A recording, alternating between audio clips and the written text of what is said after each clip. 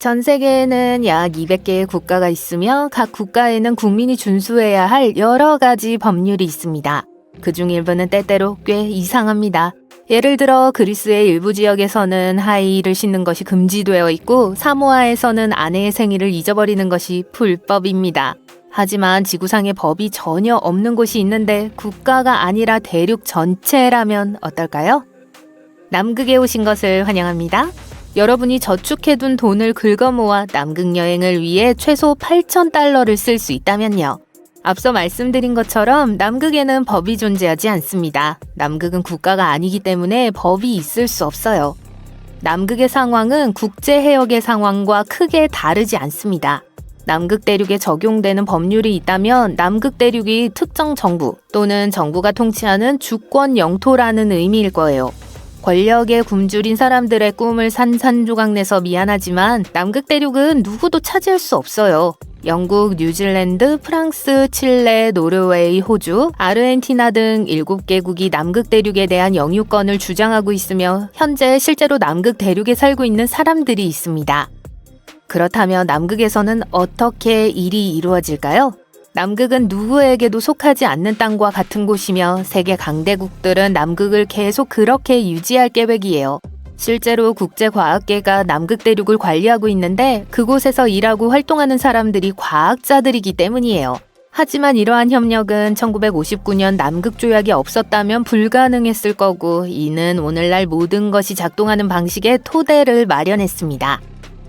솔직히 말해서 이 조약은 흥미를 자극할 만한 내용은 아닙니다. 기본적으로 남극 대륙은 중립을 유지해야 한다고 명시되어 있고 남극 대륙의 영토 지위에 대한 몇 가지 기본적인 정보가 포함되어 있는 것이 전부예요. 우리 같은 일반 여행자에게 유용한 정보가 전혀 없어요. 로마에 가면 로마법을 따르라고 하죠? 여행을 가기 전에 여행지에 대한 정보를 알아두면 좋습니다. 싱가포르에서는 껌을 씹으면 심각한 문제가 될 수 있다거나 타지키스탄에서는 성인 남성이 공공장소에서 반바지를 입지 않는 것이 좋다는 것 같은 거예요. 자, 돈을 마련해서 두툼한 자켓을 구입하고 마침내 이 땅으로 모험을 떠났다고 상상해보세요. 무엇을 알아야 하고 그곳에서 절대 하지 말아야 할 행동은 무엇일까요? 모든 것은 짐을 꾸리는 것부터 시작됩니다. 남극 대륙을 방문하는 모든 여행객들을 위한 한 가지 중요한 팁은 해충을 데려오지 말 것이라는 규칙을 준수하는 거예요. 외래종이 환경에 유입되지 않도록 엄격한 절차를 따라야 하죠. 대부분의 외래종은 곰팡이를 포함한 약 121종의 식물이지만 72종의 무척추동물, 8종의 포유류, 3종의 조류가 유입되기도 했어요. 심지어 남극에는 벌레도 살고 있어요. 사실 남극에 새로운 종이 들어올 때마다 혹독한 추위를 견뎌낸다면 침입종이 될 가능성은 항상 존재합니다. 침입종은 천적이 부족하기 때문에 새로운 환경에서 번성하는 경우가 많습니다. 갈색 나무뱀을 예로 들어볼게요. 이 뱀은 40년대 말 50년대 초에 우연히 괌에 유입되었어요. 현지에 포식자가 없고 먹이가 되는 새와 설치류가 많았기 때문에 개체수가 급증했습니다. 심지어 괌에 서식하는 11종의 삼림 조류 중 9종이 멸종하기도 했어요. 침입종에 대한 부정적인 평판은 동물과 식물 모두에 대한 당연한 결과입니다. 따라서 남극에서 특정 식물이 자라지 않도록 하기 위해 엄격한 위생규칙이 마련되어 있어요. 가져가는 모든 물품은 세척을 하고 오염을 제거하고 매일 검사를 거쳐야 해요. 예를 들어 모든 벨크로는 식물의 주요 은신처가 될 수 있으며 씨앗이 몰래 들어가지 않도록 진공청소기로 깨끗이 청소됩니다. 남극에 도착하면 더러워질 것에 대비하세요. 남극에서는 샤워다운 샤워를 할 수 없어요. 하루 동안 방문하든 50일 동안 방문하든 상관없이 샤워는 할 수 없습니다. 수돗물이 없으니 물티슈와 친해지고 수세식 화장실과도 작별을 고하세요. 대체로 대변을 보는 일은 좋은 경험이 아닐 거예요. 다운 자켓 몇 벌을 입은 채 바지를 내리고 양동이 위에 앉는다고 상상해보세요. 일반 변기 같은 건 없어요. 배변 훈련을 하던 어린 시절로 돌아간다고 생각하세요. 양동이 안에는 비밀봉투가 또 하나의 봉투 안에 들어있습니다. 안쪽 봉투에 배설물이 채워지면 케이블 타이로 단단히 밀봉한 다음 바깥쪽 봉투를 감싸고 같은 방법으로 고정해요. 그 다음 플라스틱 뚜껑으로 양동이를 덮고 적절한 처리를 위해 뉴질랜드로 배송합니다. 왜 뉴질랜드냐고요? 모르겠어요. 이건 큰일을 보는 경우에 해당해요. 소변의 경우는 20리터 통에 모아 수거해요. 아까 배출물과 달리 이 통은 기지에서 바로 처리할 수 있기 때문에 뉴질랜드까지 배송되지 않습니다. 이를 보고 난 후에는 반드시 손을 씻으세요. 아, 속았죠? 그렇게 할 수는 없죠. 그냥 손소독제로 손을 씻으세요. 자, 물이 마시고 싶다고 해서 눈을 먹지 마세요. 첫째, 그곳은 매우 보호되어 있습니다. 둘째, 갈증 상황을 더 악화시킬 뿐입니다. 갈증을 해소하기 위해 눈을 먹으면 탈수증에 걸릴 수 있다는 소문이 있지만 이는 속설에 가까워요. 하지만 저체온증의 위험은 매우 현실적이에요. 따라서 차 한 잔을 마시고 싶은데 물이 필요하다면 얼음을 끓여야 해요. 수백만 년이 지났다고 해서 유통기한이 지난 것은 아니니 걱정하지 마세요. 끓이기만 하면 됩니다. 그런데 이곳에서는 상하는 음식이 전혀 없으니 음식을 신선하게 보관하기 위해 냉장고도 필요 없어요. 이곳에 사는 연구원들은 캠프에 벌레가 없기 때문에 음식을 외부에 보관합니다. 관광객이 남극 야생에서 어떤 생물을 발견하기는 어려울 수 있지만 발견하더라도 먹이를 주고 싶은 충동은 참아주세요. 새나 바다 표범에게 먹이를 주거나 만지는 건 절대 금물이며 이들의 행동을 방해하는 방식으로 접근하거나 사진을 찍지 마세요. 야생동물의 위는 여러분이 주는 음식을 좋아하지 않을 수도 있습니다. 또 하나 조심해야 할 것은 이끼입니다. 사람들은 남극을 상상할 때 보통 끝없이 펼쳐진 눈과 그 아래 가끔씩 보이는 검은 바위를 상상해요. 믿기 어렵겠지만 남극에도 다양한 종류의 풀, 이끼 등 식물이 자라고 있습니다. 이 식물들은 성장하는 데 오랜 시간이 걸리고 특히 여름에도 영하 20도까지 떨어지는 기온과 6개월 동안 완전히 어둠이 내리니까 걸을 때 조심해야 해요. 남극의 생태계에 필수적인 이끼는 밟지 말고 눈만 밟도록 주의하세요. 또한 땅에 물건을 버리지 마세요. 지역 생물 다양성을 교란하는 것을 방지하기 위해 이에 대한 규칙이 있습니다. 눈은 이끼와 마찬가지로 보호 대상이므로 함부로 줍거나 눈천사를 만들 수 없으니까 기본적으로 이 귀중한 하얀 곳을 보존해야 해요. 그리고 눈덩이를 던지는 것도 금지되어 있습니다. 하지만 이 법에는 작은 허점이 있어요. 여러분이 출입할 수 없는 작은 특정 구역이 있어요. 20km 이내에 펭귄 서식지가 없는 경우 포털 포인트라는 곳에서 규칙을 어길 수 있습니다. 포털 포인트는 그레이엄 랜드 서쪽 해안의 니클러스 반도 북동쪽에 있는 좁은 지점으로 엄밀히 말하면 이곳은 영국 땅입니다. 남극의 섬세한 균형을 보호하려면 돌도 내버려 두세요. 나비 효과 기억하시나요? 작은 행동도 연쇄 반응을 일으킬 수 있어요. 누구나 기념품을 좋아하지만 모두가 돌을 가져가면 남극에는 돌이 남지 않을 거예요. 따라서 돌, 깃털, 뼈, 흙 등 어떤 것이든 가져가는 것은 절대 금물입니다. 사람이 만든 것을 발견하면 만지지 마세요. 과학 장비일 수 있어요. 화석처럼 멋진 것을 발견하셨다면 사진을 찍고 어디서 발견했는지 메모해 두세요. 과학자들에게 훨씬 더 도움이 될 것이고 여러분은 멋진 사진을 얻을 수 있을 거예요. 윈윈이죠. 대부분의 사람들은 인간에겐 오감만 있다고 확신하죠. 하지만 그게 완전한 진실은 아니에요. 미각, 촉각, 후각, 시각, 청각이 우리가 가진 유일한 것들은 아니에요. 과학자들은 사람에겐 총 9개에서 20개의 감각이 있다고 주장해요. 여기엔 온도 감각, 따뜻함을 느끼는 감각, 평형 감각, 균형 감각이 있어요. 또 시간 감각도 있어요. 비록 모든 사람들이 마지막 걸 갖고 있는 건 아니지만 말이죠. 우린 8개의 다른 혈액형만 있다고 생각해왔었죠? 하지만 사실 30개 이상의 알려진 혈액형 계열이 있어요. 우리 밝은 면에서 제일 인기 있는 혈액형은 건강한 혈액형이에요. 아시겠어요? 지방을 450g을 얻을 때마다 여러분은 몸에 산소와 영양분을 공급하기 위해 1.6km의 새로운 혈관을 생성해요. 위는 스스로를 소화시키지 않기 위해 6일마다 새로운 내벽을 만들어내요. 신경세포는 초당 1000개의 신경자극을 전달해요. 시속 1.6에서 431km로 여행하죠. 우리의 DNA에는 10만 개의 바이러스가 들어있어요. 과학자들은 1억 년 전으로 거슬러 올라가는 것을 발견했죠. 여러분의 몸은 가시광선을 방출해요. 여러분은 오후 4시에 제일 밝고 오전 10시에 빛이 제일 덜 밝아요. 안타깝게도 이 빛은 여러분의 눈이 볼 수 있는 것보다 1000배 덜 강해요. 땀은 대부분 단백질, 당, 암모니아 그리고 많은 다양한 물질들이 섞인 액체예요. 심지어 구리, 아연, 니켈, 철 등과 같은 미량의 금속도 포함하고 있죠. 땀이 짠맛이 나는 건 함유되어 있는 나트륨 때문이에요. 게다가 소금을 더 많이 먹을수록 땀은 더 짜요. 몸은 여분의 것들을 없애려고 하는데 가장 빠른 방법은 땀을 흘려 배출하는 거예요. 시속 3.2km로 걸었다면 453g을 빼려고 할 때 20시간을 계속 걸어야 할 거예요. 그리고 적도를 일주하는데 518일 하고도 8시간이 걸릴 거예요. 귀지는 사실 왁스가 아니에요. 지방, 피부세포, 땀, 그리고 먼지를 포함하고 있죠. 뇌는 생후 1년 동안 3배 더 커지고 25살이 되면 완전히 성숙한 상태가 돼요. 이것의 60%가 지방이에요. 뇌는 작은 전구를 작동시키기에 충분한 약 23W의 전기를 생산해요. 인간은 사실 멀티태스킹을 할 수 없어요. 뇌는 한 번에 한 가지 이상의 행동을 할 수 없어요.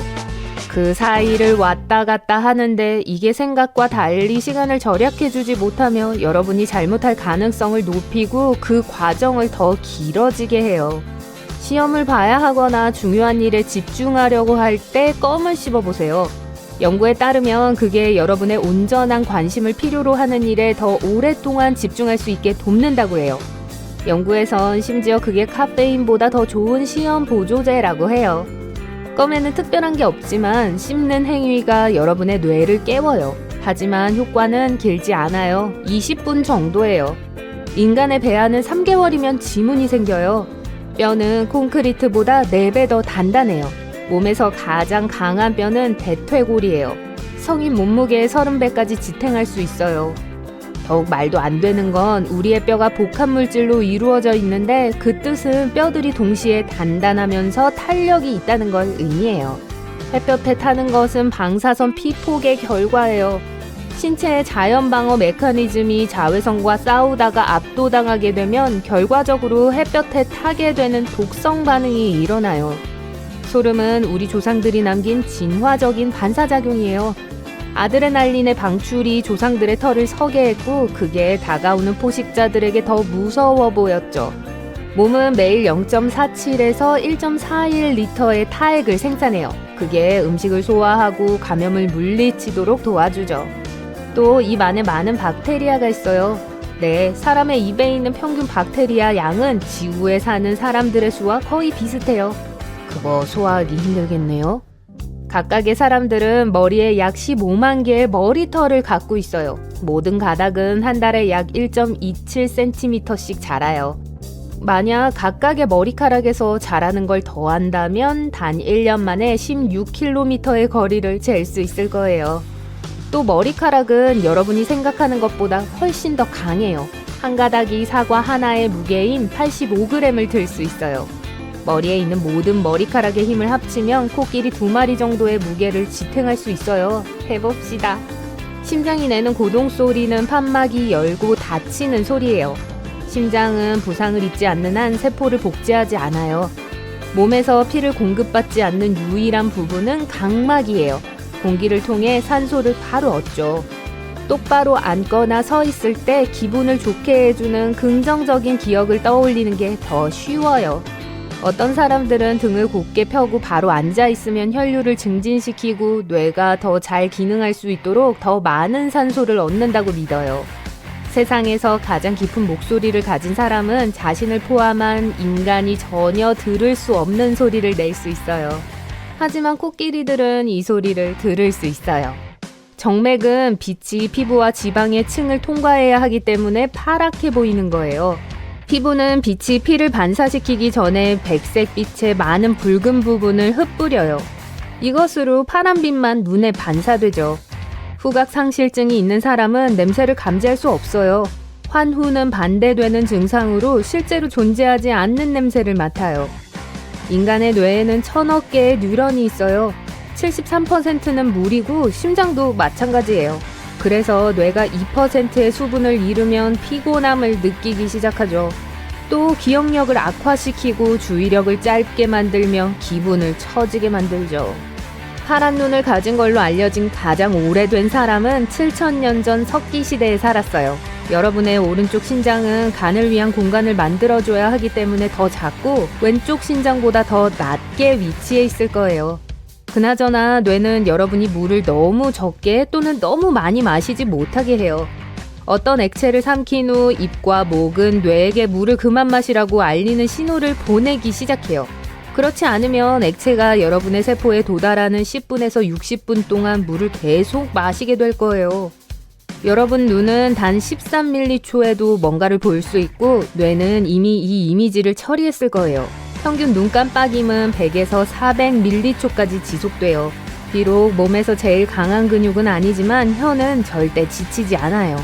그건 혀가 만들어져 있는 방식 때문이에요. 8개의 뒤섞인 근육으로 이루어져 있어요. 혀는 끝이 뼈와 연결되어 있지 않은 유일한 근육이에요. 다른 근육들은 양쪽 끝에 2개의 뼈가 붙어 있는데 그런 식으로 우리가 당기고 움직임을 만들기 때문이에요. 입에는 약 700종의 다양한 박테리아가 있어요. 그곳에는 60억 마리 이상이 살고 있어요. 피부는 제일 큰 장기예요. 목욕 타월 2장의 표면적을 덮을 수 있죠. 몸무게의 약 16%를 차지하며 크기는 약 2.043제곱미터예요. 만약 여러분이 하루에 8시간 동안 분당 60개의 단어를 입력했다면 인간 게놈을 입력하는 데는 50년이 걸릴 거예요. 더위 속에 있으면 금방 피곤해져요. 이것은 몸이 스스로를 시원하게 유지하려고 정말 열심히 노력하고 있기 때문에 일어나는데 이걸로 추가적인 일을 많이 하게 되죠. 그래서 여러분이 육체적으로 힘든 일을 하지 않아도 지치고 피곤하게 돼요. 몸에는 78개의 장기가 있지만 그중 오직 5개만이 생존에 필수적이에요. 뇌, 간, 심장, 폐, 그리고 심장. 혼이 울려요. 밤 11시에 급한 건가 봐요. 근데 집안의 모든 기기들은 조용하네요. 울리고 있는 건 여러분의 귀예요. 여러분은 쉿거리는 소리, 휘파람, 윙윙거리는 심지어 포효하는 소리도 들을 수 있어요. 하지만 이 모든 소음에는 외부 소스가 없어요. 그래서 팬텀 사운드라고 알려져 있죠. 이것은 한쪽 귀나 양쪽 귀에서 지속적으로 또는 가끔씩 발생할 수 있어요. 주로 아무것도 여러분의 주의를 산만하게 하지 않는 밤에 가장 뚜렷하죠. 여자는 남자보다 혀 표면에 더 많은 미뢰를 갖고 있어요. 이건 35%의 여자들과 15%의 남자들만이 절대 미각을 가진 이유 중 하나예요. 이 사람들은 다른 누구보다 맛을 더 강하게 느끼는 사람들이에요. 왼손잡이들은 대개 왼쪽으로 씹는 걸 선호하고 오른손잡이들은 맞아요. 오른쪽으로 씹어요. 지문이 손상되어도 똑같은 독특한 패턴으로 다시 자랄 거예요. 숨 쉴 때 하나의 폐는 여러분이 흡입한 산소의 5%만 사용해요. 개들이 생맹이라는 게 왜 일반적으로 받아들여지고 있을까요? 우리보다 더 제한된 스펙트럼을 갖고 있지만 색을 보기는 봐요. 파란색, 노란색, 그리고 보라색을 꽤 잘 보죠. 하지만 주황색, 빨간색, 그리고 녹색을 구별하기는 어려워요. 그러니까 만약 강아지 집을 다시 꾸며주고 싶다면 아마도 보라색과 파란색 색조를 고수해야 할 거예요. 동물, 식물, 그리고 인간들, 우리 모두는 사실 연결되어 있고 모두 같은 작은 조상으로부터 진화했기 때문에 공통적인 특징들을 갖고 있어요. 이것은 우리 행성의 원래 조상인 루카예요. 38억 년 된 유기체인 모든 생명의 공동 조상의 약자예요. 눈을 감으면 기억력이 향상될 수 있어요. 여러분이 이야기를 듣고 얼마나 많이 기억할 수 있는지 알고 싶다고 가정해 볼게요. 연구에서 눈을 감고 15분 동안 휴식을 취하면 그걸 더 잘 기억할 거라는 게 나타났어요. 공부를 하거나 지루한 정보를 기억하려고 할 때 좋은 기술이네요. 여러분의 눈 시작 부분의 분홍색은 사실 3번째 눈꺼풀의 잔여물이에요. 우리 모두는 이 신비한 막을 갖고 있어요. 3번째 눈꺼풀은 먼지로부터 눈을 보호해주기 때문에 특정 포유류와 조류에 훨씬 더 두드러져요. 하지만 인간에게 이 조직은 특별한 의미를 갖고 있지 않기 때문에 과학자들은 우리가 결국 이걸 잃게 될 거라고 믿고 있어요. 감자가 빛에 너무 많이 노출되면 공장이든 창고든 밭에 있든 대부분 녹색으로 변해요. 이건 식물에게 녹색을 주는 색소인 엽록소를 형성하기 시작했기 때문에 일어나요. 그러니 초록색 감자칩을 본다면 그건 오랫동안 빛에 노출되었던 이 감자들 중 하나로 만들어졌다는 걸 의미하죠. 하지만 단지 몇몇 녹색 감자칩이 봉지에 들어있다고 해서 그걸 먹어야 한다는 건 아니에요. 알고 보니 감자와 감자칩의 녹색 부분은 여러분에게 좋지 않아요. 이 녹색 감자칩을 한두 개 먹는다고 큰일 나는 건 아니에요. 하지만 만약 녹색 감자를 너무 많이 먹으면 가벼운 통증을 경험할 수 있을 거예요. 그 이름에도 불구하고 어떤 오렌지는 오렌지색이 아니에요. 어떤 것들은 처음부터 많은 양의 엽록소를 포함하고 있어서 애초에 이 감귤류를 녹색으로 만들어요. 이게 성숙하고 익으면서 엽록소는 과일이 서늘한 온도에 노출되면서 서서히 사라져요. 그때 주황색을 띠게 되죠. 하지만 또 이건 전 세계 따뜻한 지역에서 나는 오렌지가 녹색으로 남아있는 이유이기도 해요. 만약 아마존에서 펜, 책 한 권 또는 다른 것과 같은 작은 걸 주문했다면 물건에 비해 너무 큰 상자에 들어있는 걸 받았을 수도 있어요. 그리고 그건 우연도 아니고 무작위로 일어난 것도 아니에요. 복잡한 운송 알고리즘 때문이에요. 이건 같은 곳에 들어갈 다른 상자의 크기와 운송 차량의 크기도 고려해서예요. 작은 품목은 다른 상자와 같이 차 내부 공간에 맞는 상자 사이즈에 들어가서 상자들이 사방으로 굴러다니지 않게 하죠. 물리학자이자 발명가인 퍼시 스펜서는 우연히 마이크로파를 발견했어요. 그는 그의 레이더 장비를 위한 진공관을 만들고 있었어요. 한순간 주머니에 넣어두었던 초콜릿바가 녹기 시작했다는 걸 깨달았죠. 그는 다음에 무슨 일이 일어날지 궁금했고 그래서 마이크로파를 계란에 쏘자 폭발했고 팝콘은 터졌죠. 이렇게 전통적인 오븐보다 에너지를 덜 사용하는 음식을 데우는 훌륭한 도구를 발견한 거예요.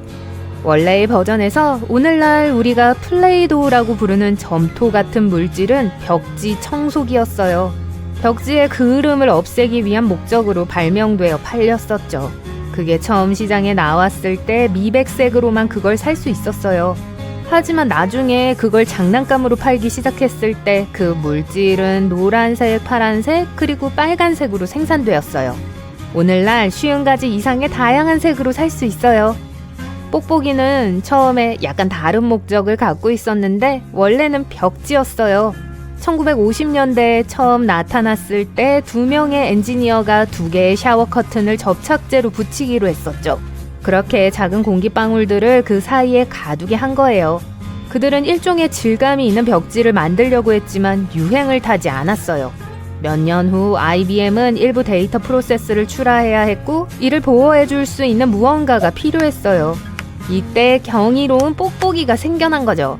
한 연구에서 단 1분 동안 뽁뽁이를 터뜨리는 게 30분 마사지한 것과 같은 진정 효과가 있다는 걸 보여주었어요. 선풍기는 왜 공기를 차갑게 하지 않죠? 온도계를 앞에 두고 터보 모드를 선택해도 온도는 내려가지 않아요. 사실 온도계를 작동하고 있는 부품 옆에 두면 전류 덕분에 온도가 올라갈 수도 있어요. 선풍기는 공기를 식히지는 않지만 안에 물이 있는 사람이나 다른 물체를 식혀줄 거예요. 선풍기는 밀폐된 공간에서 공기순환을 개선해주고 또 증발 속도를 높여주는데 피부에 땀이 나는 걸 포함한 액체를 약간 시원하게 만들어줘요. 팬 뚜껑 위에 작은 구멍이 있다는 거 알아차렸나요? 처음에는 무작위인 것 같아 보이지만 사실 이건 생명의 은인이에요. 만약 실수로 이 뚜껑을 삼킨다면 이 구멍은 여러분이 숨을 쉴 수 있도록 보장해 줄 거예요. 왜냐하면 뚜껑이 기도를 완전히 막지 않을 것이기 때문이죠. 만약 밤하늘을 더 자세히 본다면 다양한 모양과 크기의 별들이 있단 걸 알 수 있을 거예요. 흰색이 가장 일반적인 게 사실이지만 빨간색, 파란색, 그리고 노란색으로도 반짝여요. 하지만 녹색별은 보이지 않을 거예요. 별들이 초록빛을 발산하지 않는 게 아니라 우리의 눈이 초록빛을 그렇게 보지 못하는 거예요. 별들은 다른 온도에서 탈 때 색깔이 다양해요. 가장 뜨거운 별은 파란색으로 보이는 반면 가장 차가운 별은 빨간색으로 타오르는 것처럼 보이죠. 하지만 모두 여러 가지 색깔로 빛나요. 색 스펙트럼의 다양한 부분을 나타내는 다양한 빛의 파장을 방출해요. 우린 그 모든 파장을 따로따로 인식할 수 없어요. 우리는 지배적인 빛의 파장만을 볼 수 있는데 이건 지배적인 색을 의미해요. 그래서 중간 정도의 열을 가진 별들은 대부분의 경우 녹색 광자를 방출하지만 그게 녹색으로 보이지 않아요. 한 번에 많은 적색, 녹색, 청색, 그리고 노란색 광자를 발생시키는 걸 처리하려고 할 때 우리의 눈은 그걸 흰색으로 인식해요. 이건 태양과 같은 중간 온도의 별들이 우리에게 희게 보이는 것과 같은 이유예요. 우린 왜 눈을 깜빡일까요? 눈가를 촉촉하게 하고 세척하는 건 확실해요. 눈꺼풀을 감을 때마다 눈물샘은 눈 표면을 쓸어버리는 짠물질을 분비해요. 그러고 나서 그게 모든 작은 먼지 입자들을 씻어내고 안구에 노출된 부분들의 윤활유 역할을 하죠. 눈이 더 자극받지 않는 한 보통 4초에서 6초마다 눈을 깜빡여요. 그리고 나서 그걸 촉촉하고 깨끗하게 유지하기 위해 더 자주 눈을 깜빡이죠. 하지만 그것뿐이 아니에요. 눈을 깜빡이는 게 우리의 뇌를 쉬게 해줘요. 뇌는 항상 많은 걸 처리해야 하므로 중간중간 쉬는 게 공평하겠죠. 그래서 눈을 깜빡이는 건 우리의 뇌를 분당 15에서 20회 정도 구해줘요. 눈을 감을 때 우리는 뇌의 전원이 꺼지고 아주 짧지만 여전히 효과적인 정신적 휴식을 취할 수 있게 도와줘요. 그래서 만만치 않은 정신활동을 요구하는 일을 하고 있을 때 눈을 더 많이 깜빡이는 거예요. 우리는 왜 손톱이 있나요? 이건 일반적으로 모피, 털, 발톱, 그리고 발굽에서 찾을 수 있는 특정한 종류의 단백질로 만들어져요. 케라틴이라고 하죠. 그리고 발톱과는 달리 손톱은 평평하고 넓어서 잠재적인 부상으로부터 발가락과 손가락 끝을 보호하는 데 더 효과적이에요. 손톱은 민감한 부위를 보호할 뿐만 아니라 단단한 뒷면을 제공해서 작은 물체를 더 쉽게 잡고 분리시킬 수 있어요. 손톱이 없는데 어떻게 직소 조각 하나를 집어들거나 안감에 붙은 스티커를 벗길 수 있을까요? 추가 도구가 없으면 거의 불가능할 거예요. 유인원과 원숭이들도 발을 그런 섬세한 작업에 써요. 영장류는 아마도 가지를 꽉 잡고 진드기를 제거하는 것과 같은 간단한 일을 할 때 도움이 필요해서 손톱이 진화되었을 거예요. 산딸기, 블랙베리, 딸기, 체리는 베리류가 아니에요. 베리로 분류하기 위해서는 3개의 층을 갖고 있어야 해요. 보호용 바깥쪽, 가운데에 육질이 풍부한 부분, 그리고 마지막으로 씨앗을 찾을 수 있는 안쪽 부분. 또 이 식물은 하나의 씨방이 있는 꽃에서 나와야 하고 2개 이상의 씨앗을 가지고 있어야 해요. 따라서 이 기준에 따르면 크랜베리와 블루베리는 베리류예요. 이 범주에 속하리라고 기대하지 않은 키위, 바나나, 수박, 토마토, 가지, 그리고 심지어 고추와 같은 더 많은 식물들과 함께 말이에요. 여러분은 아마도 귀와 코가 성장을 멈추지 않는 신체 부위라고 들었을 거예요. 이건 피부 변화와 중력의 영향 때문에 일어나요. 몸의 다른 부분들도 같은 방식으로 변하지만 코와 귀에 무슨 일이 일어나는지 보는 것처럼 잘 볼 수는 없죠. 약 2천만 년 전 바다를 공포에 몰아넣었던 거대한 상어. 1,300만 년 동안 이 60톤의 짐승은 우리 지구의 따뜻한 물을 지배했어요. 하지만 어떤 사람들은 메갈로돈이 여전히 바다의 가장 외지고 가장 깊은 곳에 살고 있다고 믿고 있어요. 더운 여름날이에요. 바다로 수영하러 가야 할 것 같네요. 완전히 긴장을 풀고 배영을 하며 떠 있어요. 눈을 감고 숨을 고르게 쉬어요.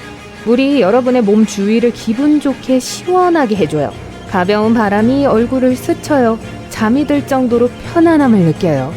갑자기 뭔가가 여러분의 다리에 부딪혀요.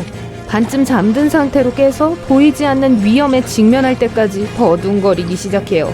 다행히도 여러분이 발견한 건 쉽게 알아볼 수 있는 지느러미와 귀엽게 미소를 띤 주둥이에요. 휴, 그냥 돌고래네요. 야생에서 돌고래를 만난 게 행운인 것 같아요. 이 놀라운 생물체들이 엄청 가까워서 만질 수 있어요. 사람들이 돌고래 피부가 고무 같다고 말하는 걸 들어봤을 거예요. 하지만 여러분이 생각하기에는 삶은 달걀의 안쪽 부분에 더 가까워요. 그중 하나가 너무 가까이 있어서 그 짠 냄새가 여러분의 콧구멍을 가득 채워요. 근데 돌고래는 땀샘이 없어요. 그건 돌고래는 땀을 흘리지 않고 거의 냄새가 안 난다는 걸 의미하죠. 여러분이 맡는 냄새는 돌고래가 수영하는 물에서 나는 거예요. 바다에 나타난 역사상 가장 크고 사나운 포식자예요. 메갈로돈 상어는 수백만 년 전 멸종되기 전에 수세기 동안 바다를 지배했어요. 하지만 과학자들은 그 거대한 상어의 잔해를 거의 발견하지 못했어요. 우리가 거대한 바다 짐승에 대해 알고 있는 모든 건 보통 사람 손 크기 정도의 거대한 이빨 화석 덕분이에요. 메갈로돈의 뼈대는 발견된 적이 없어요. 상어뼈는 대부분 연골로 만들어져 있는데 그건 빨리 부패한다는 걸 의미하죠. 다행히도 상어는 일생 동안 계속해서 이빨이 빠지고 다시 생겨요. 한 상어는 일생에 4만 개의 이빨이 나요. 과학자들은 이빨만으로 다양한 종류의 상어종들을 연구할 수 있었어요. 메갈로돈 상어는 약 276개의 이빨을 가졌었어요. 그 이빨들이 빠지고 해저에 떨어져서 수백만 년 동안 머무르며 화석화됐어요. 과학자들이 그 이빨들을 발견했고 그게 우리가 갖고 있는 메갈로돈의 존재에 대한 유일한 실제 기록이에요. 메갈로돈 이빨은 전 세계에서 발견됐어요. 그 시대의 다른 해양동물들과는 달리 메갈로돈이 대륙간을 돌아다녔다는 의미예요. 오늘날에도 대부분의 상어와 해양동물들은 한바다나 해양을 고수하는 경향이 있죠. 메갈로돈 상어는 열대 및 아열대 바다 사이를 이동하면서 전 세계를 자유롭게 헤엄쳤어요. 메갈로돈 이빨은 남극 대륙에 얼어붙는 차가운 바다를 제외한 모든 대륙에서 발견되었어요. 메갈로돈이 영화나 TV쇼에 출연할 때 거대한 버전의 백상아리처럼 묘사되죠? 과학자들은 전에 메갈로돈과 백상아리 둘 다 하나의 공통 조상의 후손이라고 믿었어요.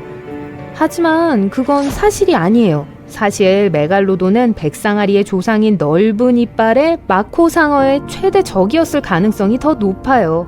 그건 메갈로돈이 결국 백상아리와 그리 비슷해 보이지 않았을 거라는 걸 의미해요. 실제로 메갈로돈은 더 육중하고 위협적인 체격을 주는 긴 등지느러미와 함께 백상아리보다 더 짧은 주둥이를 갖고 있었을 거예요. 하지만 둘 다 뛰어난 후각을 갖고 있기 때문에 선사시대에도 날고기 덩어리를 손에 들고 수영하러 가는 건 좋은 생각이 아니었어요. 그리고 확실히 지금도 안전하지 않죠. 아직도 어떤 사람들이 진실이라고 믿는 깊은 곳에 메갈로돈이 숨어있든 아니면 영원히 사라졌든 어린 사촌들이 기다리고 있을 거예요. 또 둘 다 큰 해양 포유류를 쫓는 걸 좋아했기 때문에 분명 같이 할 일이 있었을 거예요. 그러니까 메갈로돈이 기분이 나빠져서 실수로 친구를 먹기 전까지는 말이에요. 알 수 없죠. 이 둘은 사냥 스타일이 달랐어요. 백상아리는 먹이를 향해 곧장 뛰어들어 노출된 다리나 배밑 같은 가장 부드러운 곳을 노리는 걸 선호하죠. 가끔 고래 같은 좀 더 큰 동물의 뼈에 이빨 전체가 박혀 있는 게 발견되기도 해요. 수영을 하는 데 쓰는 주요 부분들이 없다면 불쌍한 바다 동물들은 무력해지고 탈출할 수 없게 되죠. 하지만 고래는 메갈로돈의 식단의 작은 부분일 뿐이었어요. 바다표범, 바다소, 오징어, 돌고래, 다른 상어들. 메갈로돈은 입으로 무작위로 헤엄쳐오는 작은 물고기 때도 거절하지 않을 거예요. 푸짐하고 맛있는 저녁 식사 후에 먹는 맛있는 간식보다 더 좋은 건 없죠. 심지어 그 거대 거북들도 두꺼운 껍데기 안에서 안전하지 않았어요. 메갈로돈은 아마도 그걸 매일 대단한 도전으로 여겼을 거예요. 과학자들은 컴퓨터 시뮬레이션을 사용해서 고대 상어의 사냥 스타일을 알아내보려고 했어요. 이 기술로 과학자들은 메갈로돈의 공격 스타일이 오늘날의 상어들과는 매우 다르다는 걸 발견했어요. 현대의 상어들은 먹이에 가장 취약한 부분, 예를 들어 물개의 부드러운 아랫배로 직진해요. 메갈로돈의 이빨은 연골의 더 단단한 부분을 물어뜯는 데 특별하게 적합했어요.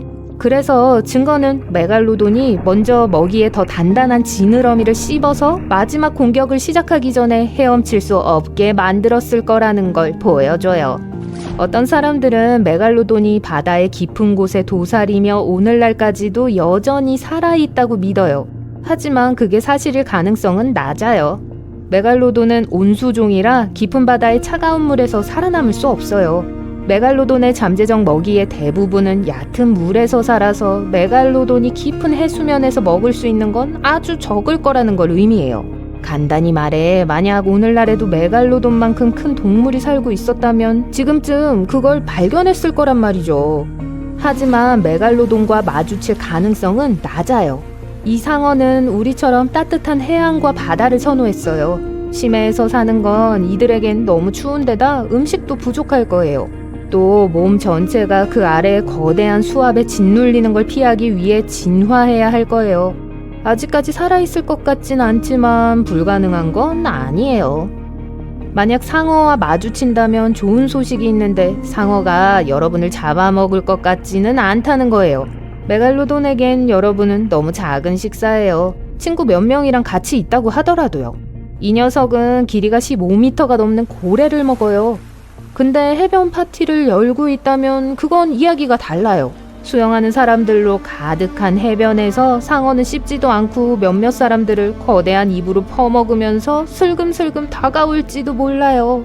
메갈로돈이라는 무시무시한 이름은 두 개의 그리스 단어에서 유래했어요. 크다를 의미하는 메가스와 이빨을 의미하는 오돈이에요.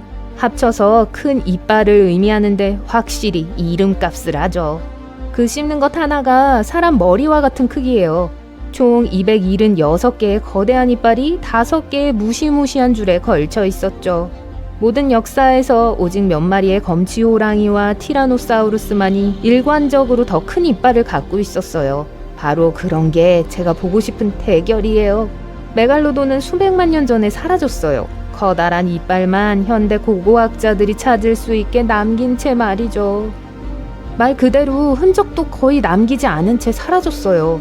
과학자들은 시간이 지나면서 해수면이 떨어지고 바다의 온도가 빠르게 내려갔다고 믿고 있어요. 바다가 차가워지면서 모든 해양 생물의 3분의 1 이상이 사라졌고 먹이사슬의 바닥에 있는 동물들의 수가 급감했어요. 이게 꼭대기에 있는 굶주린 포식자들에게 치명적인 영향을 미쳤어요. 미안해 얘들아. 태양을 좋아하는 이 상어들에게도 너무 추워졌고 따뜻한 물에서 출산했기 때문에 번식하는 게 어렵게 됐죠. 메갈로돈은 보통 거대한 백상아리의 일종으로 묘사되지만 이건 흔한 속설일 뿐이에요. 사실 오늘날의 백상아리의 조상들은 메갈로돈과 같은 시기에 존재했어요. 하지만 둘은 친한 친구가 아니었고 심지어 서로 경쟁하고 있었어요. 백상아리는 더 작은 크기와 민첩성을 이용해 메갈로돈의 먹잇감을 빠르게 잡아채는 더 나은 사냥꾼이었어요. 또 자기 몸의 절반밖에 되지 않는 메갈로돈 새끼도 먹는 걸로 알려져 있어요. 이건 멸종에 전혀 도움이 되지 않았죠. 백상아리는 정면 대결에서 다 자란 메갈로돈의 상대가 되지 못했지만 먹이를 훔치는 건 확실히 두려워하지 않았어요. 이걸로 메갈로돈에게는 더 큰 물고기와 고래들만 남았지만 고래들이 더 시원한 새로운 바다로 헤엄쳐가면서 먹이 공급은 바닥나기 시작했어요. 고래들은 우리의 친구인 메갈로돈을 남겨두고 더 추운 기온을 선호하도록 적응했죠. 메갈로돈은 굶주리거나 빙하기 전에 얼어 죽었어요. 메갈로돈은 백상아리보단 현대의 황소상어에 가까워요. 짧은 주둥이와 납작한 아래턱, 그리고 거대한 무게와 크기를 지탱하는 큰 가슴 지느러미를 갖고 있었죠. 무시무시해 보이지만 이 상어들은 사실 가정적이었어요. 플로리다, 메릴랜드, 파나마에서 몇몇 메갈로돈 보육원이 발견되었어요. 얕은 물에서 새끼를 낳았죠. 이 지역에서 발견된 아주 작은 메갈로돈 이빨로 이걸 알 수 있었어요. 유머도 있었는지 궁금하네요. 고대 역사에서 가장 유명한 인물 중 한 명인 알렉산더 대왕은 오늘날까지 많은 사람들에게 사랑받는 한 가지 여름 간식의 열렬한 팬이었다고 합니다. 이탈리아의 탐험가이자 작가인 마르코 폴로는 설탕이 첨가된 물과 다양한 향료를 섞어 얼린 디저트인 소르베와 비슷한 레시피를 아시아에서 가져왔다고 전해집니다. 나중에 크림 아이스라고 이름 붙여진 이 디저트는 17세기 영국의 찰스 1세의 궁정에서 자주 접대되었습니다. 프랑스에서 이 냉동 디저트를 소개한 것은 헨리 2세와 결혼한 캐서린 드 메디치였어요. 이 얼음 간식은 1660년대 한 시칠리아 남자가 파리 최초의 카페인 카페 프로코페에서 우유, 크림, 버터, 그리고 달걀을 섞어 만들기 시작했을 때 일반 대중에게 알려지게 됐어요. 토머스 제퍼슨도 자신만의 아이스크림 레시피를 가지고 있었는데 완성하는데 무려 18단계를 거쳐야 했습니다. 아이스크림은 대중문화에서 매우 중요해졌기 때문에 항상 특정한 품질 기준에 맞게 생산되도록 하기 위해 그에 따른 자체 법과 규정도 있어요. 우리가 흔히 보는 아이스크림은 사실 모두 아이스크림이 아닙니다. 아이스크림이라는 이름으로 상품화되기 위해서 제품은 최소 10%의 유지방을 포함해야 하며 무게가 리터당 0.5kg 이하여야 합니다. 진짜 아이스크림은 사실 그다지 부드러울 필요가 없어요. 전문 용어로 오버런이 100% 미만이어야 한다는 뜻입니다. 그래서 우리 모두가 알고 사랑하는 그 특정한 식감을 얻기 위해서 아이스크림 베이스는 충분한 휘핑이 필요해요. 하지만 단지 일정 비율까지만요. 정확히 말하자면 아이스크림 베이스 1리터의 최종 제품은 휘핑 후 2리터를 초과해서는 안 됩니다. 우리가 좋아하는 여름 디저트는 지방 함유 비율에 따라서 감소된 지방 아이스크림, 저지방 아이스크림, 무지방 아이스크림 등과 같은 다양한 하위 범주로 다시 분류될 수 있어요. 어떤 아이스크림을 먹는 건지 확실히 알고 싶다면 각 제품의 영양 정보를 살펴보는 것이 가장 좋습니다. 한 가지 흥미로운 종류의 냉동 디저트는 젤라또예요. 비록 이탈리아어로 아이스크림이라고 번역되지만 유지방 함량 규정에 따르면 그 둘 사이에는 차이점이 있습니다. 젤라또는 보통 공식적인 아이스크림보다 유지방이 적지만 오버런이 약 20에서 30%로 낮기 때문에 여전히 밀도가 높고 질감이 풍부합니다. 이탈리아 사람들은 또한 젤라또가 3.5% 이상의 지방을 함유해야 한다고 해요. 이것만으로도 충분히 복잡해 보이지만 프랑스인들도 아이스크림에 대한 자신들만의 기준이 있어요. 냉동 커스터드로도 알려진 프랑스 아이스크림은 기본 재료와는 별도로 혼합물에 달걀이 첨가되어야 하는데 노른자가 1.4% 이상이 되어야 합니다. 여러분은 아마도 많은 식품에 대해 잘못 알고 있었을 거예요. 예를 들어 산딸기는 체리, 살구, 자두, 배, 사과, 복숭아, 블랙베리와 함께 사실은 장미과에 속합니다. 가운데를 중심으로 5개의 똑같은 꽃잎을 가진 꽃이 피기 때문에 이 범주에 속해요. 바나나는 베리류로 간주되지만 딸기는 장미과에 속하기 때문에 베리가 아니에요.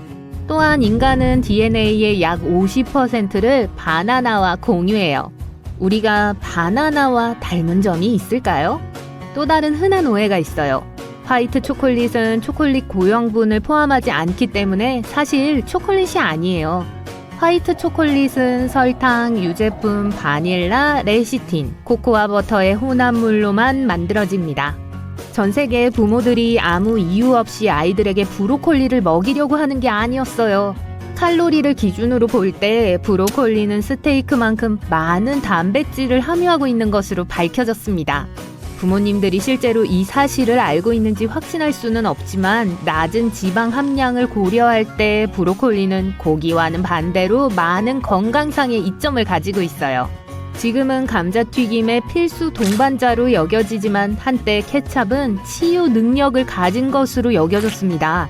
1800년대에 오하이오의 한 의사는 토마토가 소화기 문제를 치료하는 데 도움을 줄 수 있다고 지적했고 나중에 알약으로 변형된 케첩과 유사한 제조법을 출판했어요. 감자튀김이랑 케첩 알약 어때요? 감자튀김 얘기가 나와서 말인데 세계에서 가장 인기 있는 이 음식은 사실 프랑스 음식이 아니에요. 이런 식으로 제공되는 감자는 사실 벨기에에서 유래되었지만 감자가 잘린 방식 때문에 그렇게 불리게 됐어요. 그리고 어쩌면 브뤼셀 스프라우트라는 이름이 이미 사용되었기 때문일지도 몰라요. 여러분의 찬장 어딘가에 분명히 땅콩버터가 있을 거예요. 하지만 한때 그것이 얼마나 가치 있는 것이었는지 몰랐을 거예요. 땅콩버터와 젤리 샌드위치를 말하는 게 아니에요. 연구에 따르면 미국인들은 매년 그랜드 캐니언 바닥을 전부 덮을 수 있을 만큼의 땅콩버터를 소비한다고 합니다. 좀 더 정확히 말하자면 2억 2,700kg이 넘는 양이에요. 누가 실제로 그런 실험을 한다면 전 꼭 볼 거예요. 연어는 원래 분홍색이 아니에요. 야생 연어는 자연에서 소비하는 대량의 새우 때문에 분홍색을 띱니다. 하지만 양식장에서 기르는 연어는 일반적으로 흰색이기 때문에 생산자들은 연한 분홍색을 얻기 위해 식물성 색소를 첨가해요.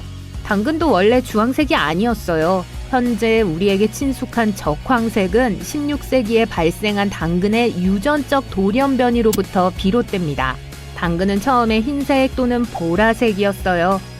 감자튀김에 케첩을 곁들이는 것처럼 아마 초밥에 고추냉이를 약간씩 곁들일 거예요.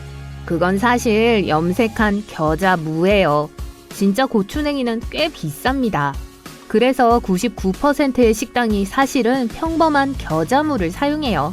슈퍼마켓에서 모두 함께 포장된 것을 볼 수 있지만 빨간색, 녹색, 노란색 피망은 사실 같은 야채가 아니에요. 각각의 씨앗이 있어야 개별적으로 재배할 수 있어요. 각각 다른 종류의 식물이기 때문이죠. 헤이즐넛 4개 중 1개가 누텔라의 재료로 쓰인다는 거 알고 있었나요? 누텔라는 너무 인기가 많아서 과학자들은 세계적인 부족에 대처하기 위해 실험실에서 헤이즐넛을 재배하는 방법을 찾고 있습니다. 누텔라 토핑을 추가로 요청할 때 한번 생각해봐야 할 사항이에요. 생수 병마다 유통기한이 있지만 실제로 물은 유통기한이 없어요. 플라스틱에서 물로 해로운 물질이 노출될 수 있기 때문에 유효기간은 병의 유효기간이라고 할 수 있어요. 왜 기내식이 때때로 맛없게 느껴지는지 궁금해 본 적 있나요? 항상 요리사의 탓은 아니에요. 비행기가 날고 있는 고도는 신체 화학에 어떤 영향을 미치며 맛이 다르게 느껴지게 만들어요. 적어도 한 번은 샐러드에 추가해 본 적이 있겠지만 흔히 고수라고 하는 코리앤더와 실란트로는 같은 게 아닙니다. 코리앤더는 건조된 씨앗을 가리키고 잎과 줄기를 실란트로라고 해요. 이제 아시겠죠? 세상의 모든 과일 애호가들을 위해 과학자들은 과일 샐러드 나무를 발명했어요. 네, 맞아요. 여러 가지 과일을 동시에 재배할 수 있는 나무예요. 호주에서 개발되었고 최대 6가지의 다른 과일이 열릴 수 있어요. 복숭아, 자두, 살구 등이 자라는 핵과류종과 레몬, 라임, 귤, 탄젤로, 포멜로, 자몽을 선호하는 사람들을 위한 감귤종이 있습니다. 입냄새를 유발하기는 하지만 마늘은 가장 영양분이 많은 식품 중 하나로 여겨집니다. 마늘 한 조각은 하루에 필요한 비타민 B6의 2%를 포함할 수 있어요. 연구에 따르면 마늘의 독특한 맛이 나게 하는 알리신이라고 불리는 화학물질이 건강에 좋다고 해요. 제대로 저장하면 절대 상하지 않는 유일한 종류의 음식은 꿀입니다. 적어도 우리가 지금까지 발견한 바에 따르면요. 그것은 꿀에 설탕이 많이 들어있고 수분 함량이 낮기 때문이에요. 벌에 의해 만들어진 효소 또한 박테리아 성장을 억제할 수 있기 때문에 도움이 됩니다. 물론 꿀을 잘못 보관해서 습기에 노출되면 상할 수 있지만 잘 밀봉해 보관한 꿀은 사실상 유통기한이 없습니다. 요리 초보자라면 버섯을 지나치게 익히는 건 불가능하다는 사실이 반가울 거예요. 왜냐하면 버섯에는 키틴이라고 불리는 중합체가 함유되어 있기 때문이에요. 이 화학물질은 버섯을 몇 분에서 1시간까지 요리해도 부드러운 상태를 유지하도록 해줍니다. 그냥 버터와 마늘을 좀 넣으세요. 아무도 모를 거예요. 엠파이어 스테이트 빌딩의 탑은 비행선을 위한 도킹 스테이션 역할을 하도록 설계되었어요. 그 당시의 사람들은 이 비행선들이 미래의 주요 교통수단이 될 것이라고 믿었어요. 이 프로젝트에는 건널판자, 탑승 수속대, 세관 등등이 포함되어 있었어요. 하지만 엔지니어들은 자신들의 계획에 비해 바람이 너무 세다는 걸 깨달았어요. 그래서 아이디어를 포기했죠.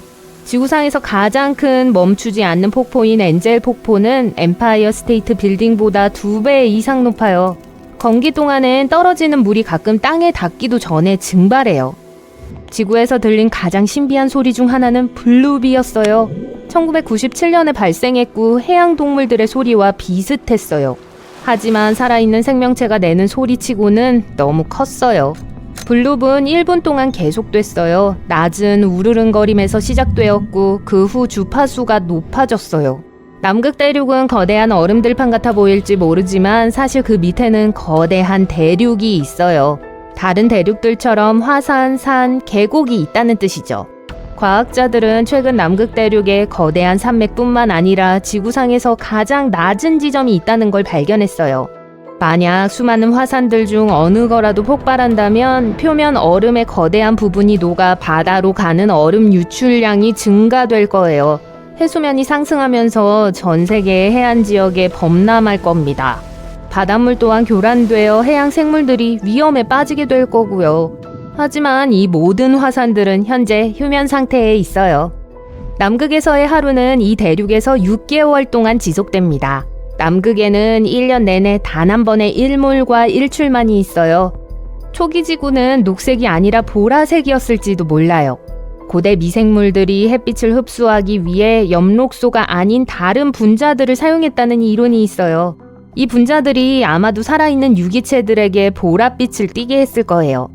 석기 시대 동안 중앙유럽의 전체 인구는 약 1,500명이었어요. 그러니까 전체가 요즘의 중형 크루즈 여객선에 다 들어갈 수 있다는 뜻이죠. 천문학자들은 우리 은하의 무게가 약 1.5조 태양 질량이라는 걸 알아냈어요. 그리고 태양 질량 하나는 우리 태양 하나의 질량이에요. 이 무게의 아주 작은 부분은 은하 중심에 있는 400만 태양 질량의 거대 질량 블랙홀과 2천억 개의 별들이에요. 나머지는 신비롭고 보이지 않는 암흑 물질이에요. 만약 북극의 모든 얼음과 빙하가 동시에 녹는다면 해수면은 26층 건물의 높이만큼 상승할 거예요. 검은색과 자외선에서 익은 바나나는 밝은 파란색으로 보여요. 이건 과일이 익을 때 분해되고 있는 엽록소 때문이에요. 지각판의 움직임 때문에 태평양은 매년 줄어들고 있어요. 그리고 대서양은 그만큼 커지고 있어요. 오늘날 지구의 마지막 빙하기 이후 세계에는 단 2개의 빙상만이 남아있어요. 첫 번째는 그린랜드 빙상이에요. 두 번째는 남극 대륙으로 거대하죠. 멕시코와 미국 대륙을 합친 크기예요. 쓰나미 파도는 종종 눈에 띄지 않고 넘어가요. 얕은 물에 도달할 때까지 수면 위로 몇 센티미터 이상 올라오지 않아요. 하지만 바다가 깊을 때 장거리 여객기만큼 빠르게 이동할 수 있어요. 얕은 물에서 사는 산호는 태양으로부터 자신만의 보호막을 생산해내요. 보호막이 없다면 햇빛은 산호 안에 살고 있는 해조류를 해칠 거예요. 산호는 주요 먹이원인 이 조류를 보호하기 위해 형광빛을 냅니다. 이 과정이 선크림 역할을 하는 단백질을 만들죠. 지구상의 모든 화산 활동의 거의 90%가 바다에서 일어나요. 남태평양에는 사람들이 아는 가장 큰 화산 밀집 지역이 있어요. 1133개의 화산 원뿔이 있는 화산무리가 하나 있어요. 모두 활화산이고 뉴욕주 크기만한 지역에 들어 앉아 있어요. 베링해의 중앙에 있는 잼추크 협곡은 지금까지 발견된 것 중 가장 큰 수중 협곡이에요. 해저에는 세계의 모든 박물관을 합친 것보다 더 많은 보물들과 유물들이 있어요. 1900년 가장 큰 허리케인 중 하나가 중앙아메리카와 멕시코만을 강타했어요. 그러고 나서 플로리다와 텍사스까지 갔고 미국 역사상 가장 파괴적인 허리케인으로 여겨지게 되었죠. 처음 발견된 건 8월 27일이었고 여러 날 동안 지속됐어요. 텍사스 해안에 도달했을 때 이 폭풍은 4등급 허리케인으로 변했어요. 허리케인은 사피르 심슨 풍속 등급이라고 불리는 걸 사용해 풍속과 강도에 따라 분류하는데요. 1에서 5까지의 5등급이 있는데 1이 제일 약하고 5가 제일 세요. 갤버스턴 사람들에겐 오클라호마와 캔자스까지 퍼진 다가오는 폭풍에 대비할 날이 채 4일도 되지 않았어요. 그 후 그 거대한 허리케인은 그레이트 플레인스로 이동했고 뉴 잉글랜드 오데호 쪽으로 방향을 틀었고 캐나다 남동부에 도달했어요. 폭풍우가 너무 심해서 3,600채 이상의 집들이 폭풍을 견딜 만큼 튼튼했음에도 불구하고 피해를 입었어요. 당시 인구수를 고려하면 수백만 채는 아니더라도 수십만 채의 가옥이 파괴된 것과 같아요. 캐나다 스포티드 호수예요. 사람들은 여기를 캐나다에서 가장 마법 같은 곳이라고 불러요. 겨울과 봄에는 다른 것과 똑같이 생긴 평범한 호수예요. 하지만 물이 증발하기 시작하는 여름에 그곳에 가보세요. 마치 다른 세계로 들어가는 듯한 기분이 들 거예요. 파란색, 녹색, 노란색 점이 있는 물방울 무늬 풍경이 있을 겁니다. 여름 동안 300개가 넘는 웅덩이가 생기고 다 마법 같아 보일 거예요. 수세기 동안 사람들이 각각의 다른 치유 특성을 갖고 있다고 믿었어요. 그리고 선명한 색깔에 대한 설명은 순전히 과학적이에요. 각각 높은 농도의 다른 미네랄을 갖고 있어요. 우리는 태양 내에 살아요. 태양의 대기는 보이는 표면 너머 멀리까지 뻗어 있어요. 그리고 비록 지구가 1억 4,966만 8,992km 떨어져 있지만 여전히 태양의 대기가 닿는 거리에 있어요. 오로라는 태양의 하전 입자가 지구의 자기장에 걸려 그 근처 상층 대기에 충돌할 때 발생해요. 지구는 자전 속도를 점차 늦추고 있습니다. 100년당 17밀리초의 급하지 않은 속도로 일어나고 있어요. 이것 때문에 우리의 낮이 길어지고 있죠. 그럼에도 1억 4천만 년이 지난 후에야 지구의 하루가 25시간 동안 지속될 거예요. 지구의 최남단 대륙인 남극은 5번째로 큰 대륙이에요. 하지만 지구상 담수의 거의 70%와 전 세계 얼음의 90%를 포함하고 있죠. 남극 대륙도 사막으로 분류됩니다. 지구상의 많은 암석들은 화성에서 기원해요. 과학자들은 사하라 사막, 남극 대륙, 그리고 다른 장소에서 발견된 몇몇 운석의 화학 성분을 분석했어요. 그리고 이 암석들이 붉은 행성에서 온 것으로 밝혀졌죠. 세계에서 가장 큰 모래성은 덴마크에 있어요. 이걸 만든 30명의 모래 조각가들은 5,000톤 이상의 모래를 사용했어요. 내구성을 더 높이기 위해 접착제층과 함께 점토 10%를 첨가했어요. 길고 폭풍우가 몰아치는 겨울에도 굳건히 버틸 수 있게 만들었죠. 흡수되지 않는 몇몇 광자들은 다시 방출되고 그 파장은 우리가 보는 색을 결정해요. 어떤 물질을 햇빛에 또는 더 높은 에너지의 광자에 노출시킬 때 그게 색소포를 손상시켜 특정 파장에서 광자를 방출할 수 없게 돼요. 빨간색 물질이 햇빛에 제일 많이 옅어져요. 이 색소포는 나머지 파장의 광자를 닦아내는 방식으로 붉은색을 발산합니다. 매일 60톤에서 100톤의 우주 먼지가 지구 표면으로 떠내려와요. 이 작은 우주 입자들은 대부분 먼지와 얼음으로 만들어진 혜성에 의해 방출돼요. 태양이 이 얼음을 증기로 바꿀 때 남은 먼지가 지구로 내려옵니다. 모든 이야기는 두 가지 면이 있죠. 마치 일반 화장솜처럼요. 좀 더 정확하게 말하자면 질감이 다른 두 면이요. 하나는 부드러워서 얼굴에 민감한 부분, 예를 들어 눈 같은 데 써야 해요. 거친 쪽은 덜 민감한 부위에 화장을 지우고 세안할 수 있도록 해줘요. 이마 같은 곳 말이에요. 만약 집에 녹색 나무가 있는 걸 좋아한다면 아마 화분 바닥에 구멍이 있다는 걸 알아챘을 거예요. 녹색 친구들이 행복한 삶을 살 수 있는 이유는 이 구멍 때문이에요. 이게 배수에 아주 중요해요. 이 구멍들 덕분에 식물을 망가뜨릴 수 있는 정체된 물의 축적을 피할 수 있는 거예요. 또 그 구멍들 덕분에 우리는 화분의 한계를 넘어 자라고 확장될 수 있어요. 비행사 선글라스 대부분에 녹색 렌즈가 있다는 걸 알고 있었나요? 이건 선글라스의 기원과 관련이 있어요. 선글라스는 1930년대에 처음 나타났어요. 그 전에 조종사들은 공중에 있는 동안 눈을 보호하기 위한 고글을 썼어요. 높은 고도와 눈부신 태양과 영하의 기온은 비행사 눈에는 엄청난 시련이었죠. 고글은 그 문제들을 해결하는 데는 도움이 되었지만 또 다른 문제가 있었어요. 외부 공기와 고글 안에 공기 사이의 온도 차이가 커서 렌즈에 김이 끼어 조종사의 시야를 가렸던 거예요.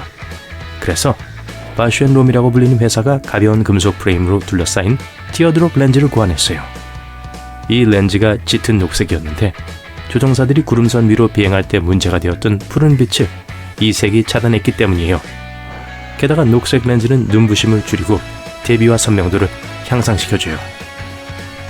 운동화 옆쪽의 구멍들, 그게 정말 필요한가요?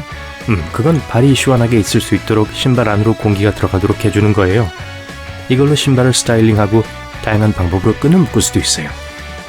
페트병에 홈이 있는 이유는 두 가지예요. 먼저 차가운 물을 마실 때 밖이 더우면 병에 물방울이 많은 걸 볼 수 있을 거예요.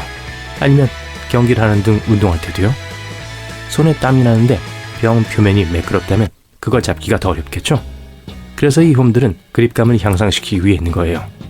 두 번째로 이러한 홈 덕분에 제조업자들은 더 얇은 플라스틱을 쓸 수 있어요. 즉, 전체 생산에서 필요한 자재가 적어진다는 의미죠. 그리고 그 플라스틱은 병의 모양을 유지할 수 있을 만큼 충분히 단단해요. 나무코트 옷걸이는 멋져 보이기 위해서만 있는 게 아니에요. 삼나무로 만들어졌기 때문에 여러분 옷장에 좋은 향기를 가져다 줘요. 게다가 벌레도 물리쳐주고요. 또한 꽤 단단해서 재킷과 같은 무거운 옷에도 유용해요. 그리고 잘 손상되지 않기 때문에 더 오랫동안 쓸 수 있을 거예요. 치약 바닥에 색색의 정사각형이 있다는 걸 알아챈 분도 계실 거예요. 이 블럭들은 대부분 파란색, 빨간색, 녹색 그리고 검은색인데요. 이것들은 조립 라인의 제조 기계들이 치약을 언제 어디를 자를지 인식하고 튜브의 끝을 봉하도록 도와주는 일종의 아이마크예요. 어떤 부츠는 윗부분과 뒷부분에 고리가 있어요. 관심을 끌기 위한 패션 같죠? 그렇지 않나요? 아니면 제조사들이 재미로 첨가하는 걸까요? 하지만 이 고리들은 실제 목적이 있어요. 이걸로 신발을 신을 때 신발을 위로 당길 수 있어요. 게다가 쉽게 걸을 수 있고 끈을 더 잘 지지하기 위해 고리를 쓸 수도 있죠. 고백 시간이에요. 진공청소기와 함께 들어있던 부속품 기억나세요? 여러분도 그걸 어딘가에 따로 두고 다시는 안 썼던 것 아닌가요?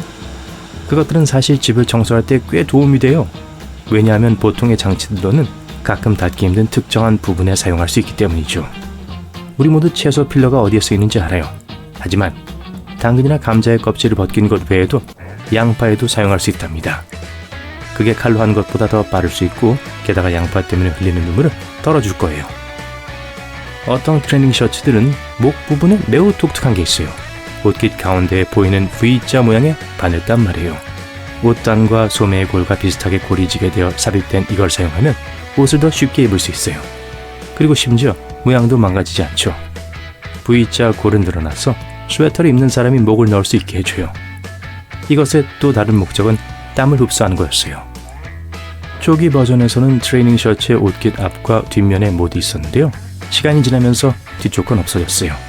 그리고 이 V자 골은 제조업체가 이전에 추가하던 고리지게 짠 소재를 사용하지 않고 칼라의 V자를 꿰매기 시작하면서 장식적인 요소가 됐어요. 음식 포장지에 보이는 밝은색의 사각형이나 동그라미는 음식이 포함하고 있는 비타민, 미네랄 또는 특정한 맛을 나타내는 표시가 아니에요. 소비자가 해독해야 하는 비밀 코드도 아니고요. 사실 인쇄 기술자들을 위한 거예요. 이건 공정 제어 패치 또는 프린터 컬러 블럭이라고 불리는데요. 식품 포장을 인쇄하는 동안 제조업자들은 인쇄 잉크가 정확한지 확인하기 위해 그 색깔 블록을 사용해요. 인쇄하는 블록의 색상을 비교해 인쇄하는 브랜드가 전 세계적으로 일관되고 인식 가능한 품질을 갖는지 확인하는 거예요. 대부분의 프린터는 4가지 색상만 써요. 노란색, 자홍색, 청록색, 검은색을요. 일부 프린터에는 녹색, 주황색 및 보라색과 같은 추가 색상이 있어요. 그래서 때때로 특정 패키지에 여러 개의 원이 있는 걸 볼 수 있을 거예요. 각 잉크색을 테스트하죠. 공책의 여백은요, 메모하고 쓰기 위한 일종의 지침으로 쓰이는 게 아니에요. 누군가 쥐로부터 문서 작업을 보호할 수 있는 해결책을 생각해낸 거였어요. 쥐는 사람 집에 꽤 흔한 거주자들이었어요. 쥐들의 식단은 기본적으로 모든 걸 포함하는 것으로 잘 알려져 있죠. 예를 들어 종이와 같은 것도요. 그래서 사람들은 쥐가 배불리 먹을 수 있게 해줄 일종의 에피타이저로 넓은 여백을 추가하기 시작했어요. 그러면 쥐들이 글이 적힌 메인 요리를 먹고 싶어 하지 않을 거예요. 이 양복의 노치 라펠 가까이에는 단추구멍이 있어요. 제조업자들은 그걸 양복을 망가뜨리지 않고는 열 수가 없게 봉제해둬요. 그리고 다른 옷깃과 비교해보면 그 한 옷깃은 아무런 실마리도 없이 완전히 매끄럽다는 걸 알 수 있어요. 양복 재킷에서만 이렇게 짝이 없는 단추구멍이 있는 걸 볼 수 있는 건 아니에요. 캠프용 셔츠, 피코트, 다른 옷 부분에도 이게 있어요.